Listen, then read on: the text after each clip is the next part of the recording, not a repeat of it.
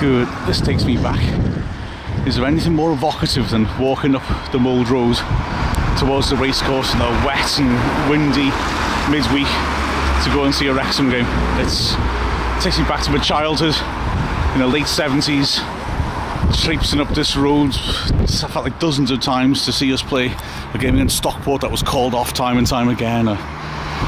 Coming to in the 80s, seeing us playing a team like Hartlepool in front of 800 fans in grim conditions.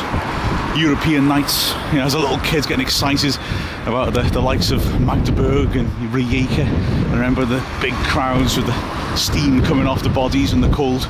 It's a really evocative thing. The worrying thing is, when I go up deserted Mould Road, it does bring back memories of things like that Hartlepool game, those tiny crowds. In the 80s we attracted so few fans, and worryingly we're going the same way again now. Nearly got under 2,000 last Tuesday against Kidderminster. Surely tonight with Man United live on Sky, and they've been the third of 3 games at home in a week. And with Forest Green, they're not going to bring any fans, let's be honest. They're hardly the most attractive opposition, and we're not playing well. Surely we'll dip below 2,000. The first time we'll get less than 2,000 for a league game since November 2000. We played Cambridge in a game, funnily enough, I remember really clearly, 2-2. Lionel Perez in goal for them, absolutely unbeatable. And then at the very end of it, them scoring in the last minute. But although, yeah, the romantic in me just loves this and enjoys walking up in the freezing cold, the realist thinks it's a worrying sight. It's dark and spare and gloomy. It's a bit empty and a bit bleak, like I said before tonight.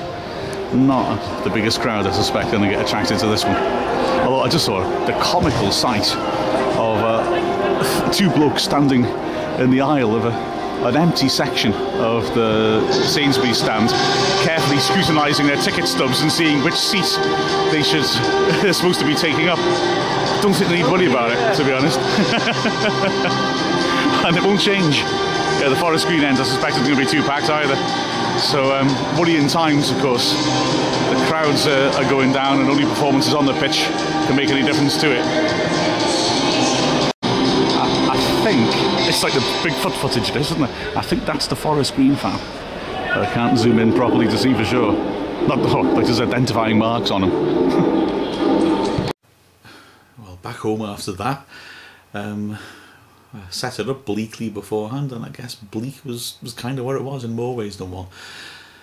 We got to sub 2,000 crowds, and not all that surprisingly. The first half was as bad a game of football as I've ever seen. It was all Forest Green were a really poor side, and we were no better, absolutely no better. We imposed ourselves more in the second half, and I think the switch to 4-3-3 was a wise one, but still, it was awful hard work. I don't know.